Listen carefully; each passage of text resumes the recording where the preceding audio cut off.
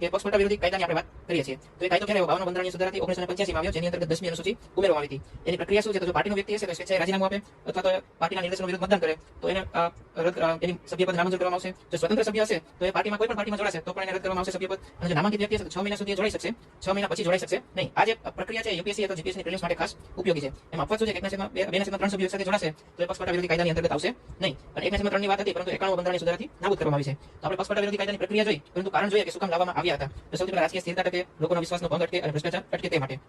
તો જો આ કાયદાના પડકારોની વાત કરીએ તો સૌથી પહેલા તો લોકસભાની અંદર સંતુલન નબળું પડે છે. ત્યારબાદ કાયદાનું ઊંડાણપૂર્વકનું વિશ્લેષણ અટકશે, કેમ કે પાર્ટી છે કોઈ પણ વ્યક્તિ માટે વ્હીપ ઇસ્યુ કરશે એટલે વ્યક્તિ છે પાર્ટીની વિરુદ્ધ મતદાન કરી શકશે નહીં. ત્રીજું કે એમાં એક છટક બાજુ રાખેલી છે કે 2/3 તો તમે કરી શકો છો. અને ચોથું કે સ્પીકરને અંતિમ સત્તા આપવામાં આવી છે અને સ્પીકરે કોઈ પણ પાર્ટીને લોયર હોવાથી ક્યારેક પક્ષપાત થવાના ચાન્સ પણ રહેલા હોય છે. આવા કિસ્સામાં આપણે શું કરી શકાય કે સૌથી પહેલા કાયદા પંચે જણાવ્યા મુજબ વ્હીપનો ઉપયોગ મર્યાદિત કરી શકાય. જ્યારે પણ નો કોન્ફિડન્સ મોશન છે અથવા તો બજેટ છે કે જેમાં સરકાર પડવાનો ભય રહેતો હોય એવી જગ્યાએ તેનો ઉપયોગ કરવો જોઈએ. બીજું કે જે સ્પીકર પાસે અંતિમ સત્તા છે એને હટાવી અને અંતિમ સત્તા રાષ્ટ્રપતિને આપવી જોઈએ કે જે ચૂંટણી પંચની ભલામણથી કાર્ય કરી શકે. ત્રીજું કે મફત મતદાન સત્રો કરવા જોઈએ કે જેમાં મેમ્બર છે સ્વતંત્ર રીતે કોઈ પણ પક્ષમાં મત કરી શકે.